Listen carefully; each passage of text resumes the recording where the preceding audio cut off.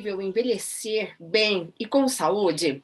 Este é o tema do bate-papo de hoje do Momento Bicaps. Hoje com a doutora Suzana Lessa. Tudo bem, doutora? Tudo bem, Mila? Prazer estar aqui com vocês, com a Bicaps, nesse vídeo, falando sobre um assunto muito interessante, né? Envelhecer sem ficar velho. Então, dá para envelhecer sem ficar velho, doutora? Envelhecer todo mundo vai, né? Mas a forma como cada um envelhece vai depender do estilo de vida, como cada um se prepara para isso. Então, é possível envelhecer sem ficar velho, sim. Quando que a gente deve começar a se preocupar, a se planejar para o envelhecimento? Então, na verdade, esse preparo se inicia muito antes do que se imagina. Inicia desde o primeiro momento, desde o sopro de vida.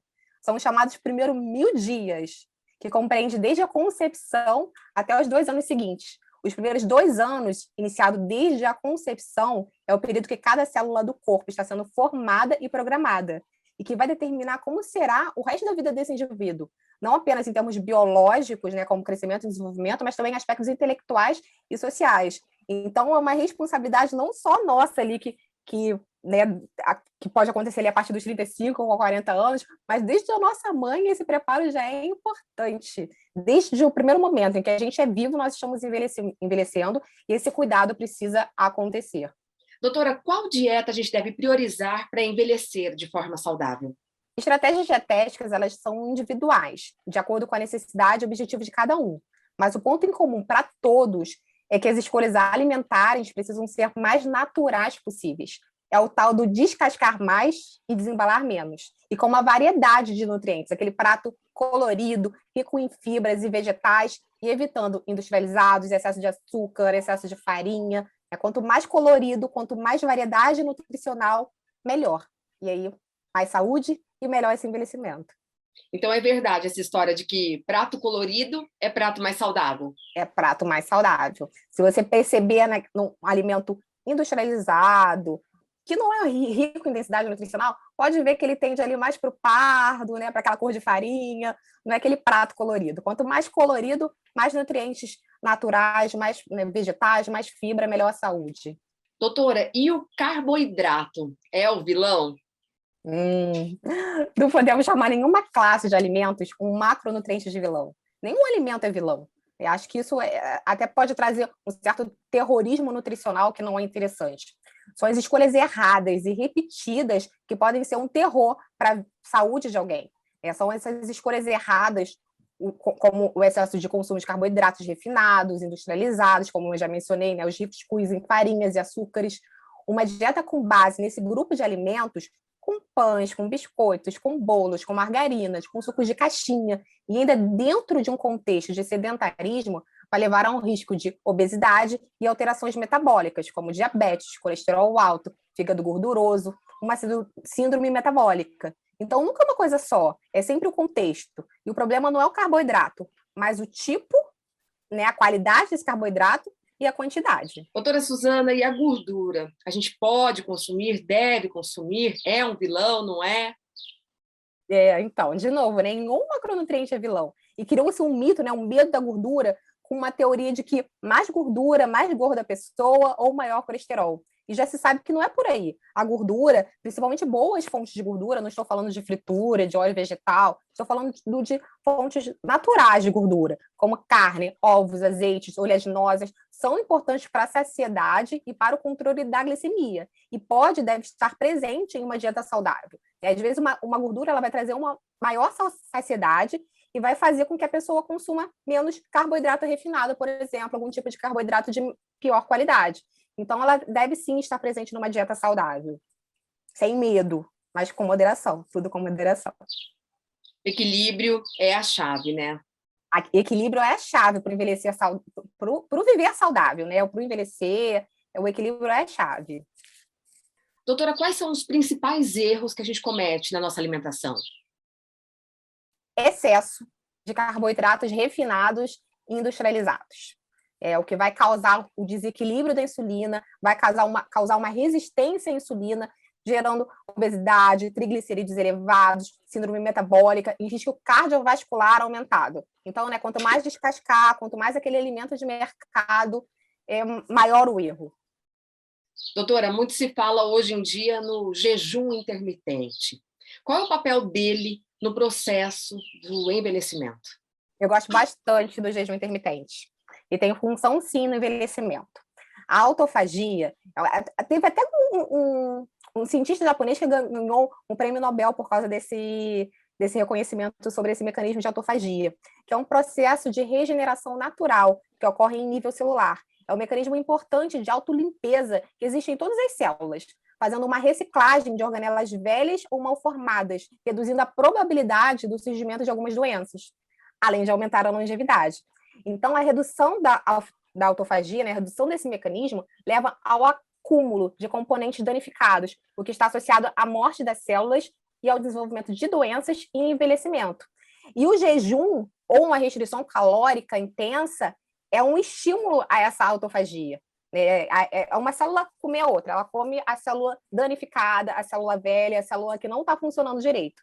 E isso vai trazer renovação, saúde e rejuvenescimento. Então, o jejum é uma estratégia bem interessante, uma estratégia interessante para emagrecimento, mas também para melhorar a forma como a gente envelhece, reduzindo esses danos do envelhecimento nas células. Doutora, eu nunca fiz jejum intermitente. Nunca fez? Então, vamos nunca começar. Vamos começar. Acho que eu não considero nem de 12 horas, que 12 horas todo mundo já deveria fazer. Se a gente for considerar o ciclo circadiano, né, dá mais ou menos ali 12 horas. Anoiteceu não era para a gente estar comendo. É que eu falo que a gente liga a luz e continua comendo, continua vivendo como se o sol não tivesse se posto. Né? Então, aqui a gente já está interferindo um processo natural. Então, pelo menos essas 12 horas ali, depois que o sol se pôr, o ideal seria a gente não comer. Né? E comer ali só depois no dia seguinte. Então, pelo menos essas 12 horas eu já nem considero. E a partir dessas 12 horas ali, você vai tentando essa forma de jejum, tentando estender. Algumas pessoas se beneficiam com pular café da manhã, geralmente café da manhã é uma refeição que as pessoas não sentem tanta falta, conseguem pular com mais facilidade, ou então parar de comer mais cedo. O parar de comer mais cedo seria até mais fisiológico, parar de comer ali às 16 horas e depois fazer o café da manhã. Ou então você para de comer ali por volta das 8 horas e só faz a sua refeição ali no meio-dia. Experimenta. No começo você pode sentir, mas depois você vai acostumando. Eu costumo dizer que comer dá fome.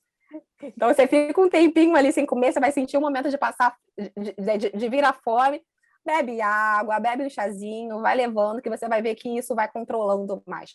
E traz diversos benefícios, não só no envelhecimento, né, no rejuvenescimento, no caso, mas também no controle de ansiedade, controle de colesterol, de triglicerídeos, de glicose.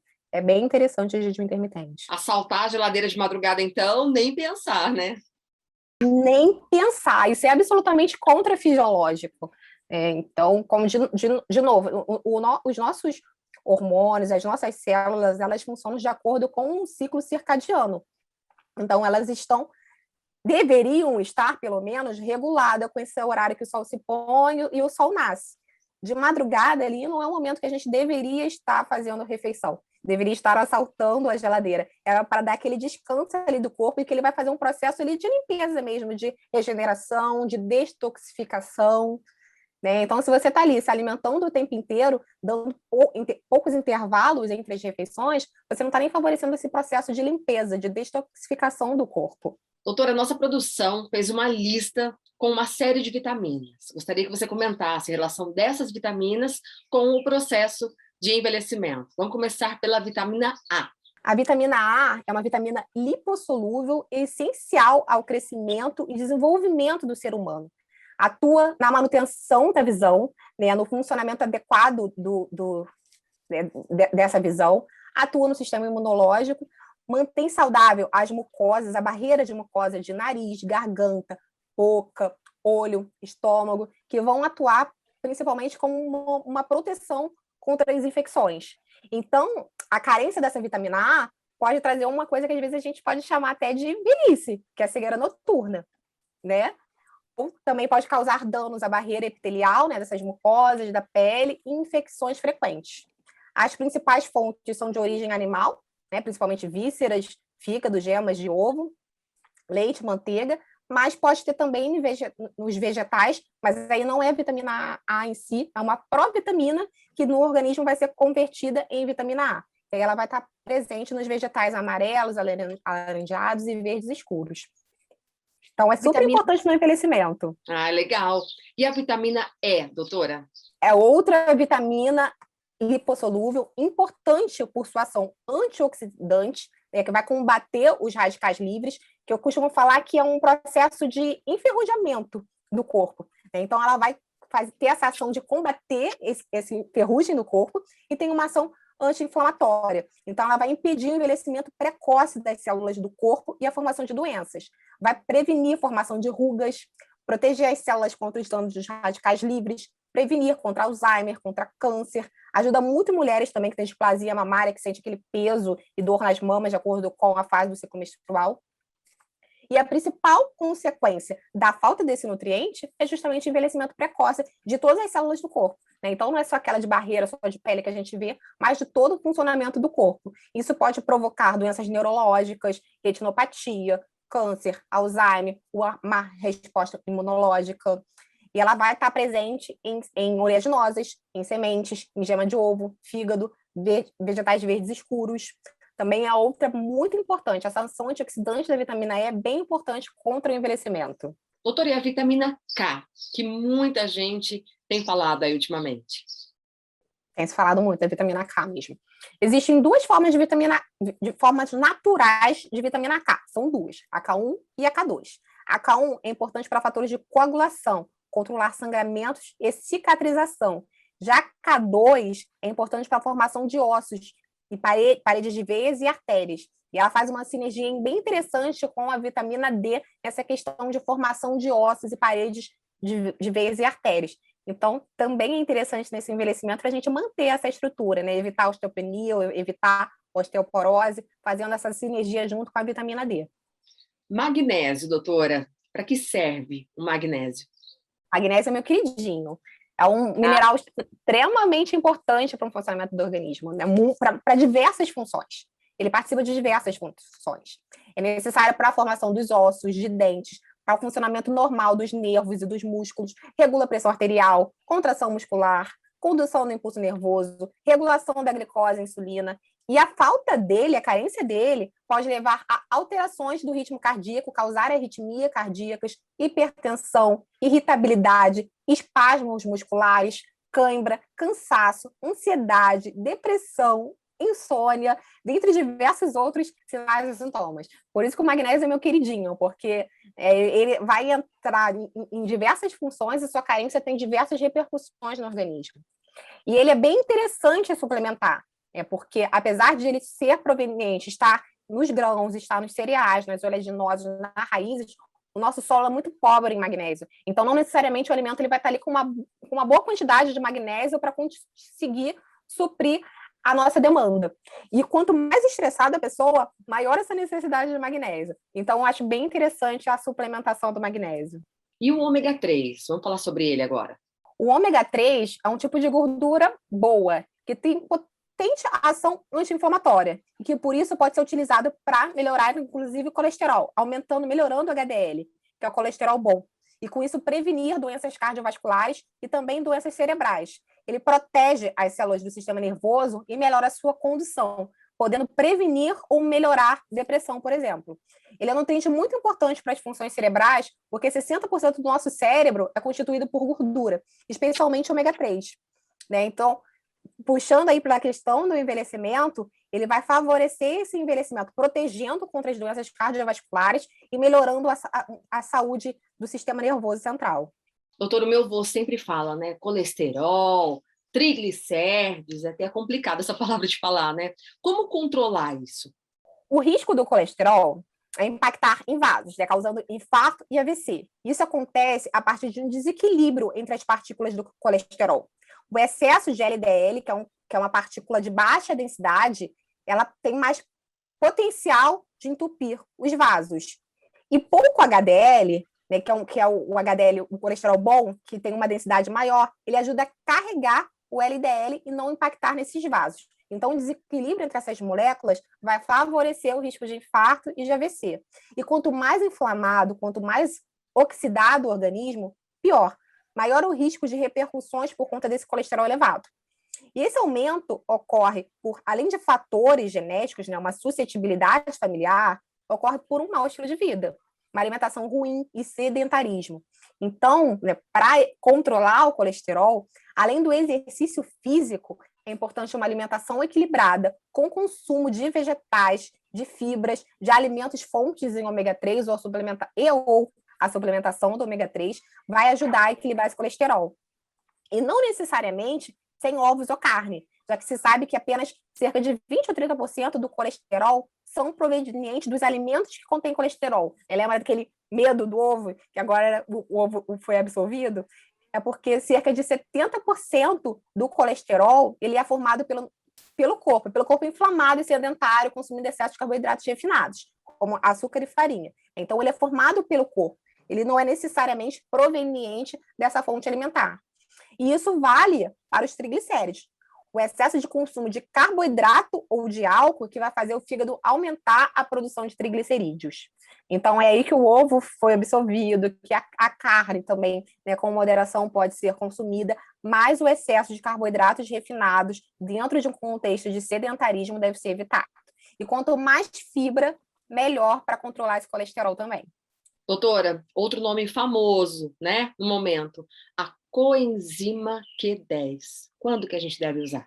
Tem se falado muito em coenzima Q10. A coenzima Q10 é uma substância que também tem propriedades antioxidantes. Quando a gente fala de propriedades antioxidantes, a gente está sempre falando de uma forma de combater os efeitos do envelhecimento, né? E ela é fundamental para a produção de energia nas mitocôndrias das células, sendo essencial para o funcionamento do organismo como um todo. A mitocôndria é como se fosse uma bateria na célula. Quando ela está danificada, ela vai produzir menos energia. Né? Então, aquela pessoa ali que vai envelhecendo, as células vão ficando ali com uma capacidade de produzir menos energia.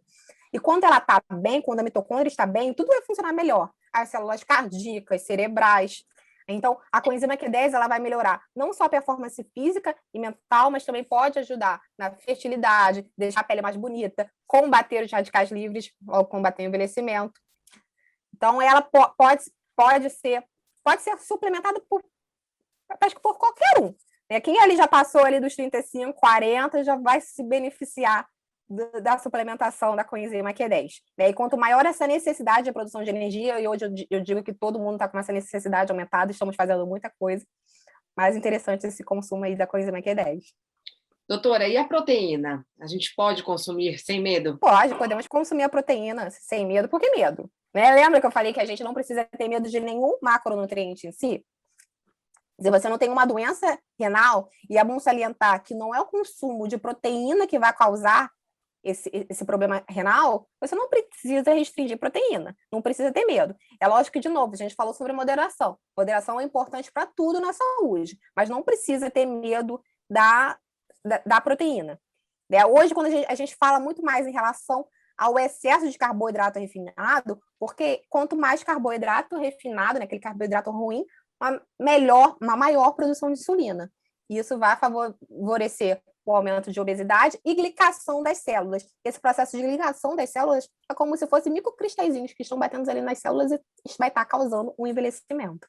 Vamos falar sobre a água agora, né? Muito se fala que nós devemos tomar 2 litros de água por dia. É isso mesmo ou depende da pessoa? Depende da pessoa. Olha que, de um modo geral, as pessoas bebem muito pouca água.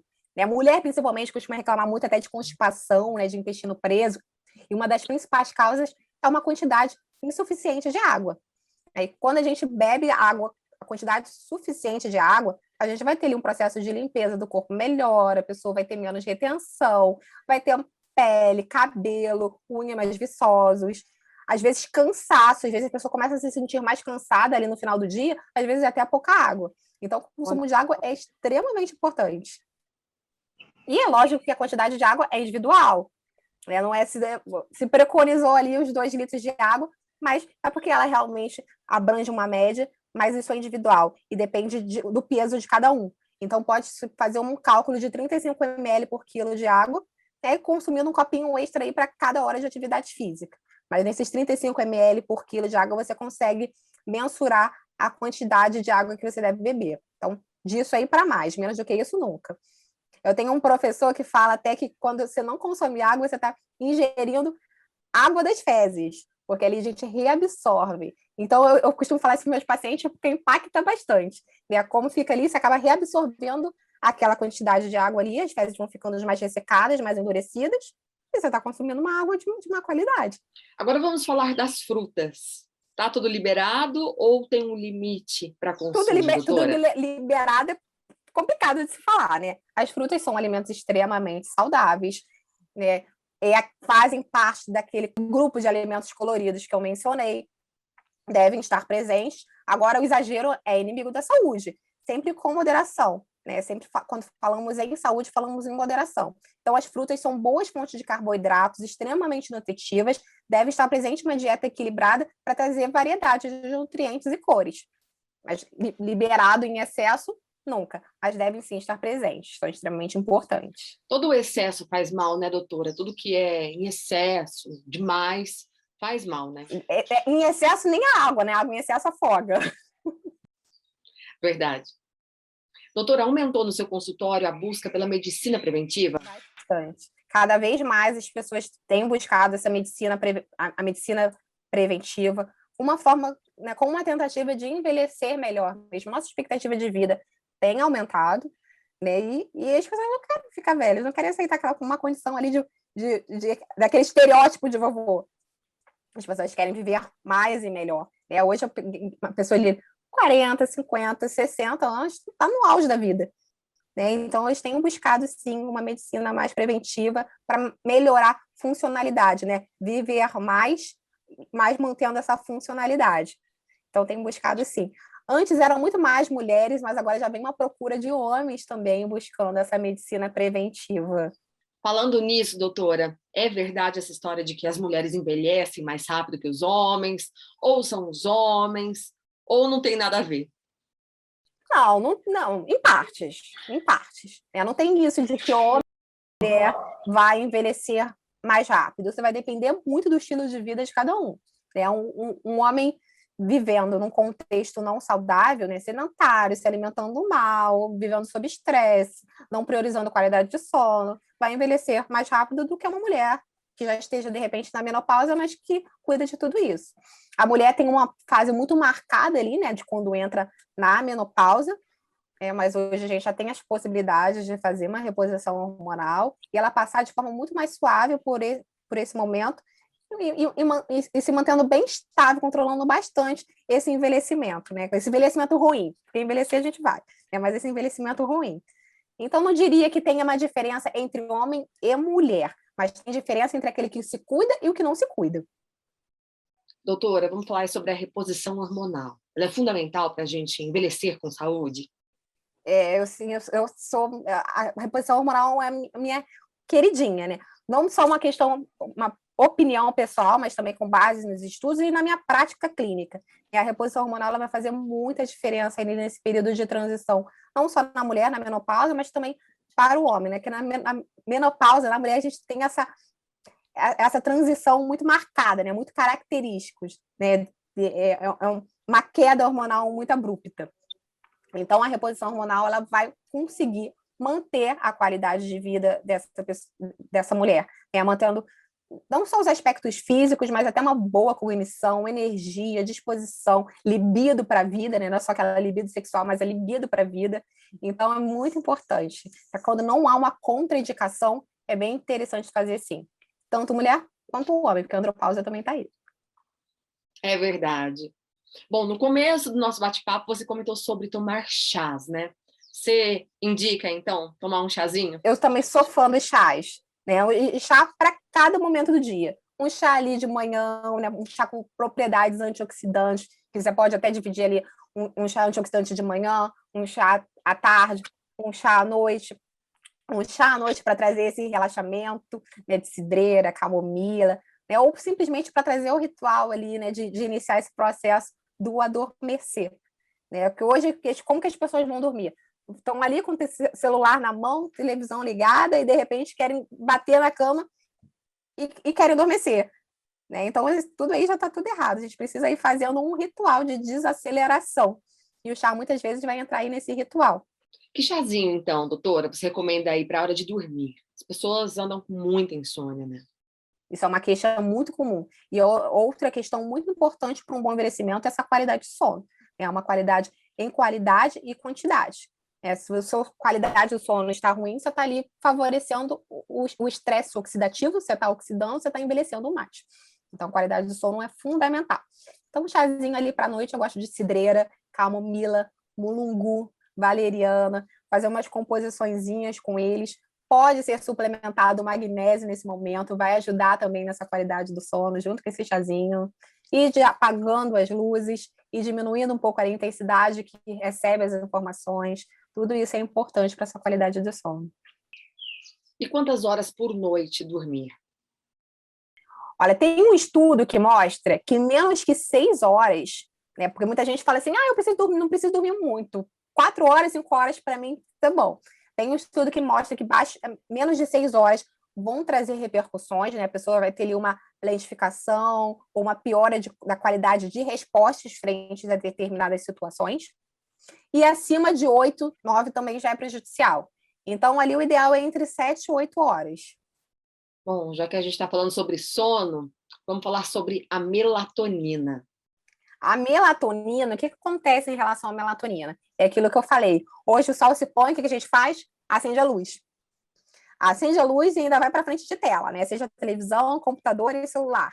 E isso bloqueia a nossa produção de melatonina, porque a melatonina ela é produzida naturalmente pela nossa glândula pineal no momento que diminui a intensidade de luz. Né? É o alerta para o nosso corpo ali se preparar para adormecer. Hoje, como a gente fica fica escondendo a luz do sol, né? Quer dizer, a gente reproduz essa luz do sol, com esse espectro de luz azul que a gente fica nas telas, a gente acaba que tem uma produção inadequada dessa melatonina. Na presença de luz, a gente não vai ter uma boa produção de melatonina. Então, o que seria o ideal? O que seria o ideal é a gente se preparar para adormecer, reduzindo a intensidade de luz, se não sair da frente das telas, pelo menos tirar esse espectro de luz azul. Existem alguns aplicativos em celular, existe aplicativo para computador também, que a gente consegue bloquear essa intensidade de luz azul para favorecer a nossa própria produção. Mas é outra que também pode ser suplementada em determinadas situações. Eu acho que a gente não fazer por onde suplementar está errado. Mas em casos em que a pessoa já fez essa higiene do sono, já tentou evitar essa intensidade de luz, e mesmo assim está com uma pouca intensidade nesse começo do sono, pode ser suplementada a melatonina. Ela vai agir justamente ali naquele momento ali da gente começar a dormir. Ela vai dizer que é à noite que você precisa dormir, e aí quando o sol nasce, a gente produz o cortisol, que é o contraponto dessa melatonina. Vamos falar agora, então, sobre os prebióticos e probióticos. Explica para a gente, doutora. Probióticos são micro-organismos vivos que fazem parte da nossa microbiota intestinal, ou seja, eles moram ali no nosso intestino.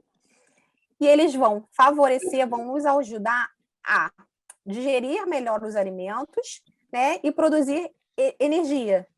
Então, essa microbiota ali, ela pode ser alterada de acordo com a forma como a gente vive ou a forma como a gente se alimenta.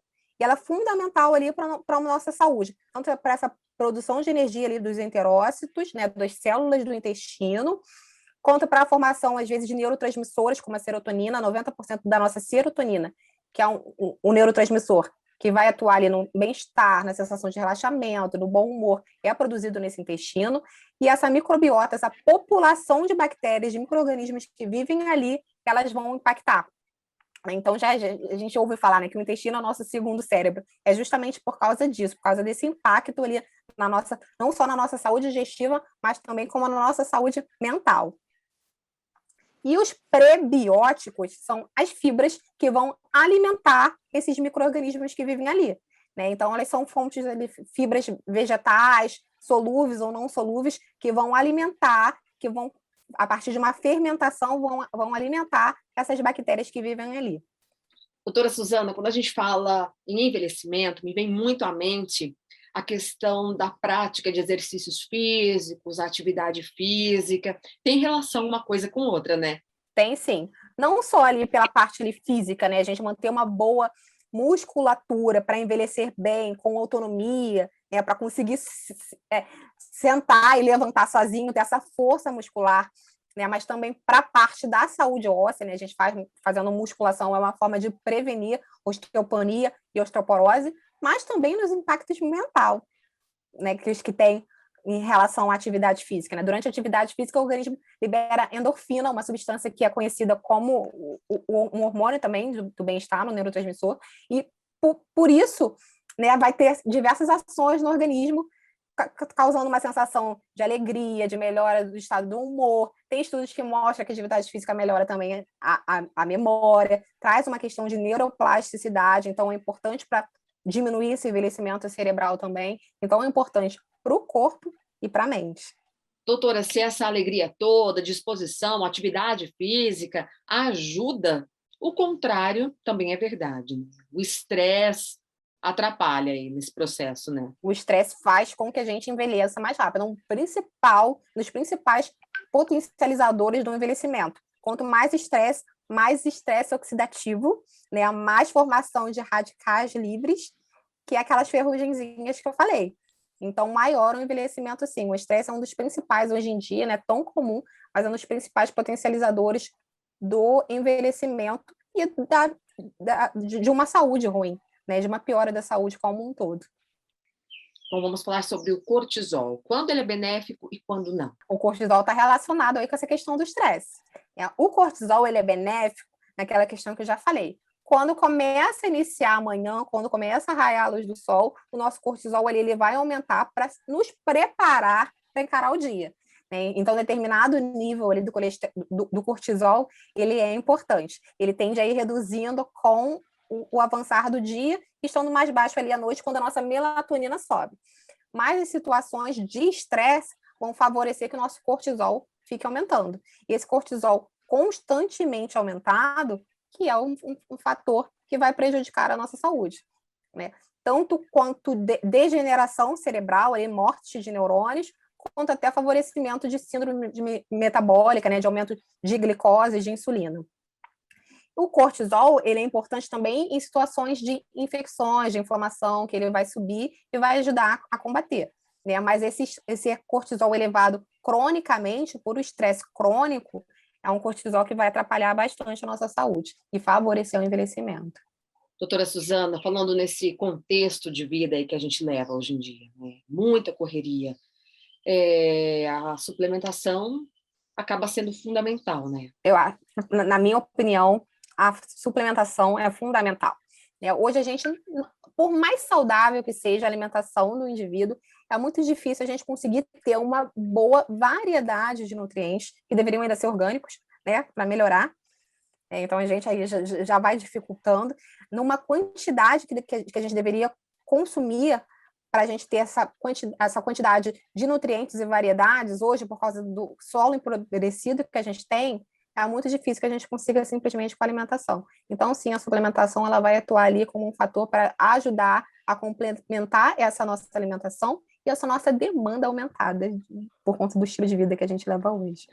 Doutora Suzana, quero te agradecer mais uma vez por essa participação, uma aula aqui para a gente. Obrigada e volte mais vezes, viu? Foi um prazer, Mila. Um beijo. Tchau. Obrigada, beijo.